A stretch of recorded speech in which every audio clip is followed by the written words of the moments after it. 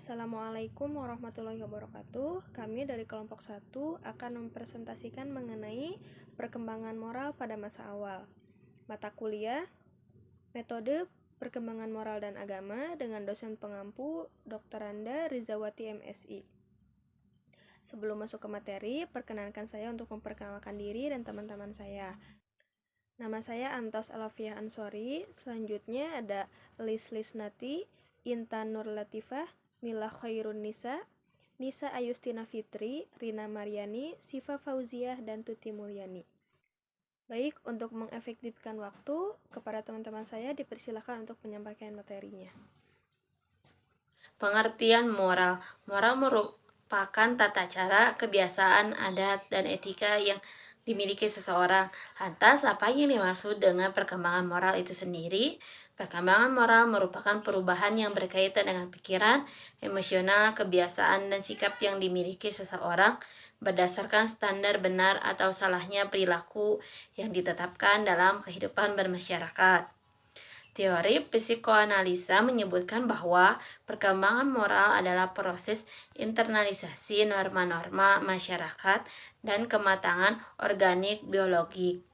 Teori ini menyebutkan bahwa seseorang telah mengembangkan aspek moral bila telah menginternalisasikan aturan-aturan atau kaidah-kaidah kehidupan di dalam masyarakat dan dapat mengaktualisasikan dalam perilaku yang terus-menerus, atau dengan kata lain, sudah menetap dalam diri seseorang. Perkembangan moral berkaitan dengan aturan dan konvensi tentang apa yang seharusnya dilakukan oleh manusia dalam interaksinya dengan orang lain. Perkembangan moral memiliki dimensi intrapersonal yang mengatur aktivitas seseorang ketika dia tidak terlibat dalam interaksi sosial, dan dimensi interpersonal yang mengatur interaksi sosial dalam penyelesaian konflik.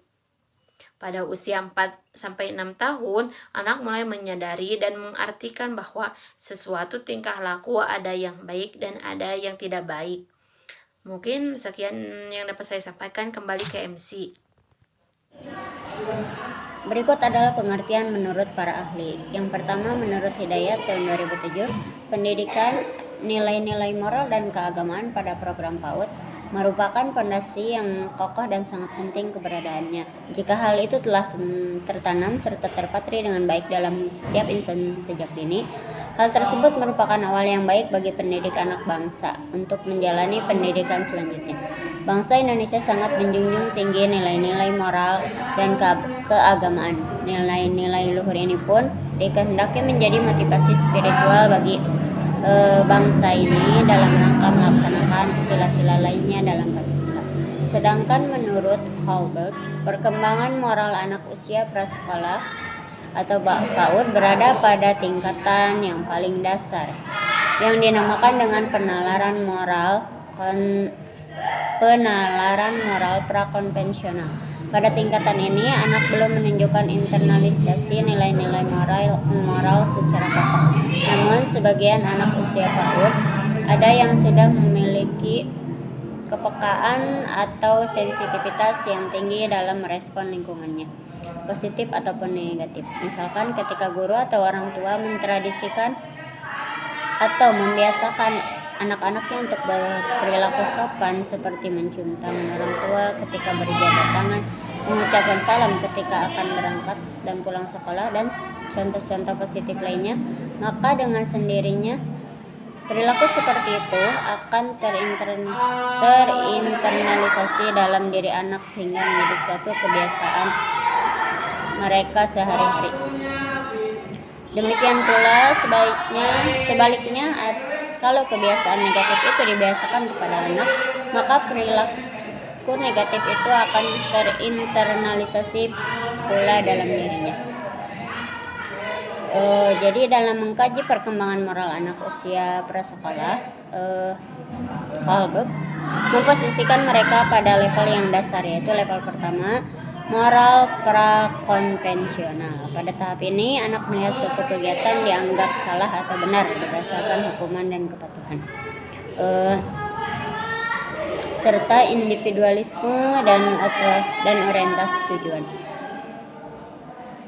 Pada tahap orientasi hukum dan kepatuhan, suatu tindakan yang dinilai benar dan salah tergantung pada akibat kegiatan tersebut. Suatu kegiatan yang membuat ibu marah dapat dianggap salah satu, dan suatu kegiatan yang membuat Tahap selanjutnya yaitu tahap moralitas heteronom, yaitu anak usia 4-7 tahun. Tahap moralitas heteronom yaitu tahap pertama dari perkembangan moralitas.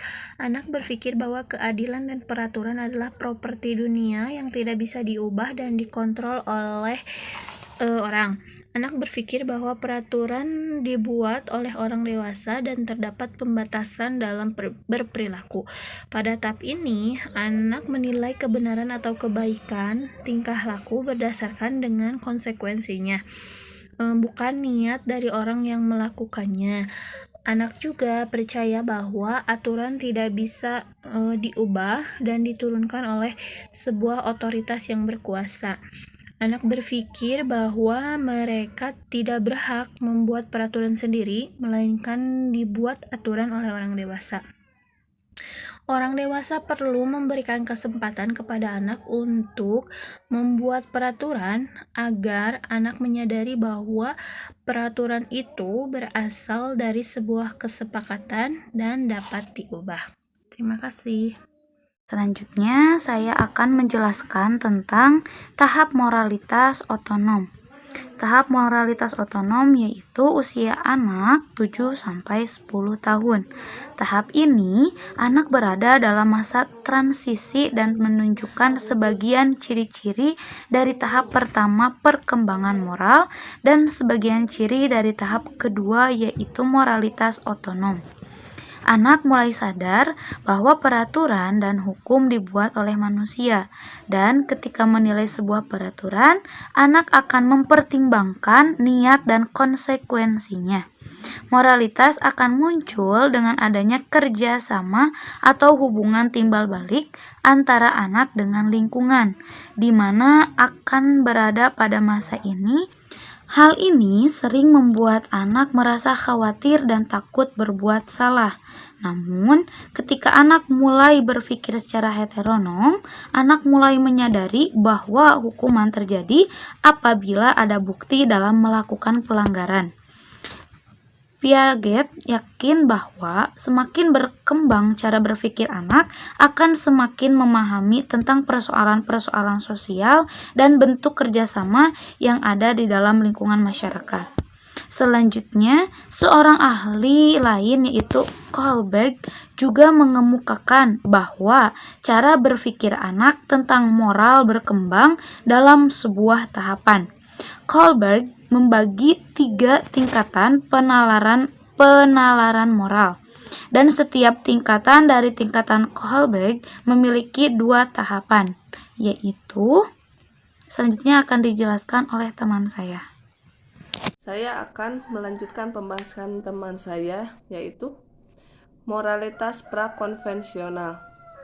Pada tingkatan ini, baik dan buruk anak diinterpretasikan dengan reward atau imbalan ataupun hadiah, dan punishment atau hukuman. Dalam tingkatan ini ada 2 tahap, yaitu tahap moralitas heteronom dan tahap individualisme. Pada tahap yang pertama, yaitu tahap moralitas heteronom, anak berorientasi pada kepatuhan dan hukuman. Anak berpikir mereka harus patuh dan takut pada hukuman. Sedangkan pada tahapan yang kedua, yaitu tahap individualisme, anak berpikir bahwa mementingkan diri sendiri adalah hal yang benar, dan hal ini juga berlaku untuk orang lain. Karena itu, anak berpikir apapun yang mereka lakukan harus mendapatkan imbalan atau pertukaran yang setara. Jika dia berbuat baik, maka orang juga harus berbuat baik terhadap dirinya. Anak menyesuaikan terhadap sosial untuk memperoleh penghargaan. moralitas pasca konvensional. Pada tingkatan ini, seseorang menyadari adanya jalur moral alternatif, dapat memberikan pilihan, dan memutuskan bersama tentang peraturan dan moralitas didasari pada prinsip-prinsip yang diterima sendiri. Ini mengarah pada moralitas sesungguhnya. Tidak perlu disuruh karena merupakan kesadaran dari orang tersebut. Tingkatan ini memiliki dua tahap. Yang pertama yaitu hak individu dan yang tahap kedua adalah prinsip universal. Pada tahap pertama yaitu hak individu, individu menalar bahwa nilai hak dan prinsip lebih utama. Seseorang menyadari perlunya keluasan dan adanya modifikasi dan perubahan standar moral apabila itu dapat menguntungkan kelompok secara keseluruhan. Contohnya adalah pada awal tahun ajaran, orang tua diperkenankan menunggu anaknya kurang lebih 1 minggu dan setelah itu anak harus berani ditinggal. Dan pada tahap kedua yaitu prinsip universal. Seseorang menyesuaikan dengan standar sosial dan cita-cita internal, terutama untuk menghindari rasa tidak puas dengan diri sendiri dan bukan menghindari kecaman sosial. Contohnya adalah anak secara sadar merapihkan kamar sendiri segera setelah ia bangun tidur dengan harapan agar kamarnya terlihat selalu dalam keadaan bersih dan rapi. Untuk itu, orang tua mempunyai kewajiban terhadap anak untuk menumbuhkan atau mengembangkan moral anak atau nilai-nilai yang dapat dikembangkan anak pada usia dini, yaitu kerjasama, disiplin diri, gotong royong, tanggung jawab, kejujuran, dan bersikap sopan. Selanjutnya yaitu moralitas konvensional. Pada tingkatan ini, individu memberlakukan standar tertentu, tetapi standar ini ditetapkan oleh orang lain, misalnya oleh orang tua atau pemerintah. Moralitas atas dasar penyesuaian dengan peraturan untuk mendapatkan persetujuan orang lain dan untuk mempertahankan hubungan baik dengan mereka. Pada tingkatan ini ada dua tahapan. Yang pertama yaitu tahap ekspektasi interpersonal dan tahap moralitas sistem sosial. Pada tahap pertama atau tahap ekspektasi interpersonal, anak menghargai kepercayaan, kesetiaan, dan perhatian terhadap orang lain sebagai dasar penilaian moral. Seseorang menyesuaikan dengan peraturan untuk mendapatkan persetujuan orang lain dan untuk mempertahankan hubungan baik dengan mereka. Contoh, anak mengembalikan krayon ke tempat semula. Selanjutnya itu tahap kedua. Pada tahap kedua, tahap moralitas sistem sosial, penilaian moral didasari oleh pemahaman tentang keteraturan di masyarakat, hukum, keadilan, dan kewajiban.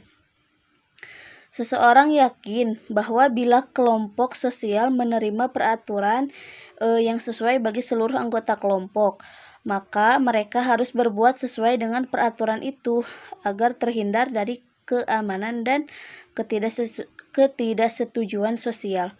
Contoh, bersama-sama membersihkan kelas.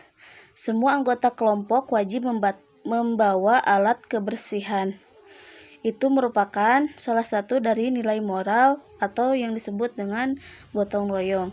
Sekian dari saya. Terima kasih. Demikian pemaparan materi mengenai perkembangan moral pada masa awal. Semoga bisa dimengerti dan difahami.